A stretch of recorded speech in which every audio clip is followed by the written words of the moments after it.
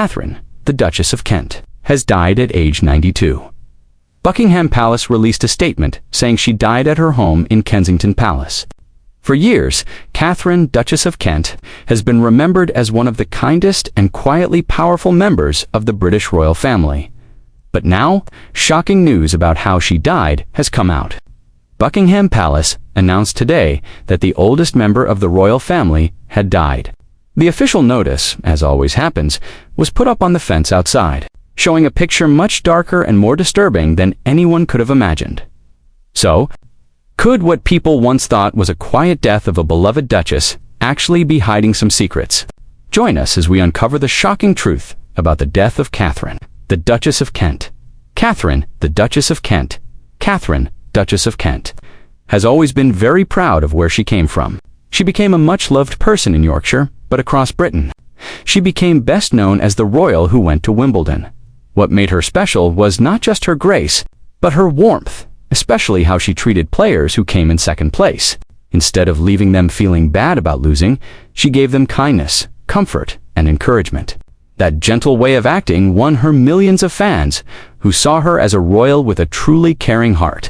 For more than 40 years, Katharine gave herself to helping people, taking on countless jobs and becoming a quiet source of inspiration for younger royals who came after her. To many people, she showed the very best things about being royal, duty, caring, and being humble.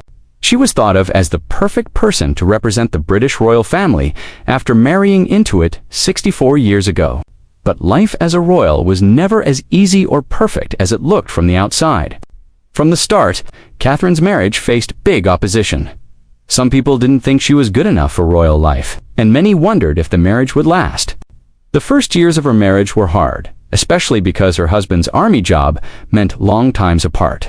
Katharine lived much of her early married life like a soldier's wife, often alone, dealing with the pressure of royal duties while missing her husband. These hard times hurt her badly, and she even became so depressed that the marriage almost ended.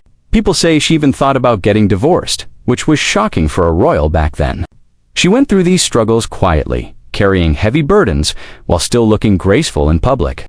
Over time, Katharine chose to pull back from many of her public jobs and stepped away from the constant attention of royal life.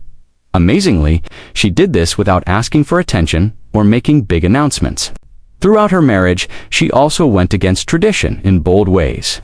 She became Catholic, which was a big and unusual move in the royal family, and later took on a secret new job working with children of this work. She once said, "I learned more from these children than I ever taught them," showing the humility and open heart that made her so loved. Loved by the public and respected for the many causes she supported, Katharine managed to succeed where many royals have failed. Even now, at an age when most people might be expected to slow down and enjoy a quieter life, she continues to give her time, her energy, and her caring. So, when was the turning point in Katharine's life? Let's find out. The royal wedding. Catherine Worley's life changed forever when she met Prince Edward, Duke of Kent. Edward was the oldest son of Prince George, Duke of Kent, and Princess Marina of Greece and Denmark. Their paths crossed when he was working at Catterick Camp, and from that moment, their story began to take shape. On June 8, 1961, Catherine and Edward got married in a ceremony of amazing beauty and history at York Minster. It was no ordinary royal wedding. It was the first time in 633 years that York Minster had hosted such an event. The last one was the marriage of King Edward III to Philippa of Hainault in 1328. The whole day was filled with a sense of tradition and grandness. Catherine's father proudly walked her down the aisle, while Edward's younger brother, Prince Michael of Kent, was the best man. Among the bridesmaids was young Princess Anne, who would later become the Princess Royal. The Archbishop of York, Michael Ramsay, performed the ceremony. Giving it the weight of both faith and history, the guest list sparkled with names of royalty and famous people from around the world. Legendary actor and playwright Noel Coward came, as did American actor Douglas Fairbanks Jr., members of the royal families of Britain. Greece, Denmark, Norway, Yugoslavia, Romania, and Spain also filled the cathedral. Adding to how important the day was internationally, Catherine's wedding dress was a creation worthy of such a moment. Designed by John Kavanagh, it was made of delicate white silk gauze. The dress was royal and striking with a high neckline, long sleeves, and a long train that demanded attention. An amazing 273 yards of fabric were used to make it. To complete her look, Katharine wore the Kent diamond and pearl fringe tiara, which held her veil in place and sparkled brilliantly as she walked into her new royal life. The marriage soon brought the joy of children. The couple's first child, George, Earl of St. Andrews, was born on June 26, 1962, at their family home. He would later marry Silana Tomaselli. Their second child, Lady Helen Taylor, was born on April 28, 1964, also at and she would go on to marry Timothy Taylor. Their youngest, Lord Nicholas Windsor, arrived on July 25, 1970, at King's College Hospital in London, and in 2006, he married Paladoimi de Lupis de Franipon. But family life also brought heartbreak. In 1975, Katharine lost a baby because of rubella. Then in 1977, she gave birth to a baby boy named Patrick, who was born dead.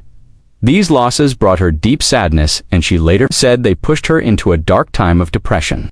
Speaking openly in 1997, she described just how terrible the experience had been, saying that it gave her a deep understanding for any woman who went through the pain of having a baby born dead.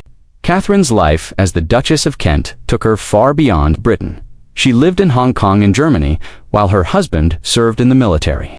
Adjusting to the challenges of military family life, together, she and Edward represented the Queen on many official occasions. They traveled widely, going to events such as the Ugandan independence celebrations and the coronation of the King of Tonga. Bringing the royal presence to distant parts of the world, their home life was also full of royal tradition. For many years, they lived at Wren House, within the grounds of Kensington Palace in London from 1972 to 1990. They also rented Onmer Hall, a peaceful country home in Norfolk that gave them space away from the busy city life. Through joy and sadness, public duty and private struggle, Katharine, Duchess of Kent, made a life of dignity, compassion, and strength while standing faithfully by her husband's side. But why did Katharine join the Catholic Church? Let's take a closer look. Royal Catholic event. In January 1994, Katharine, Duchess of Kent, made a very personal and historic decision. She officially joined the Catholic Church, becoming the first member of the British royal family to do so since King Charles II in 1685. This was not something done lightly. It was a choice she felt deeply about, and she got approval from Queen Elizabeth II, who was the Queen at the time.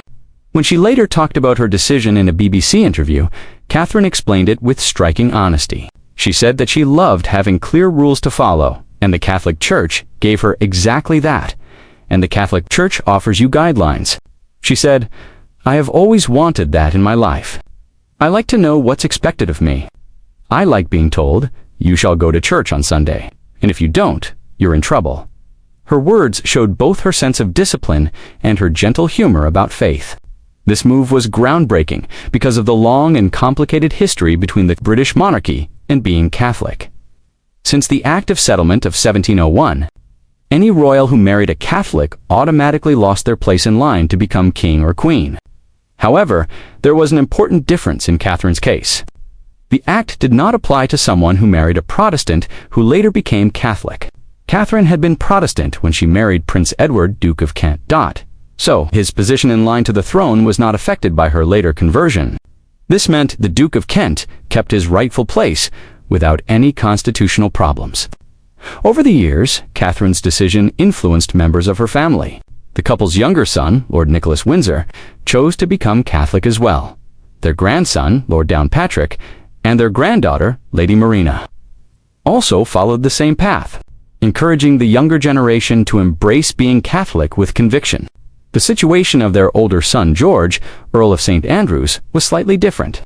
He had married a Catholic, and under the old rules of the Act of Settlement, this marriage took away his right to be in line for the throne. However, history shifted once again in 2013, when the Succession to the Crown Act was passed. This new law overturned centuries of exclusion and allowed those who had married Catholics to get back their rightful place in the succession order. The Earl of St. Andrews was once again recognized in line to the throne. As for the future, the family's title itself carries its own importance. The Dukedom of Kent is not governed by the Act of Settlement. This means that Lord Downpatrick, who is Catholic, remains in line to inherit the title of Duke of Kent one day, his Catholic faith.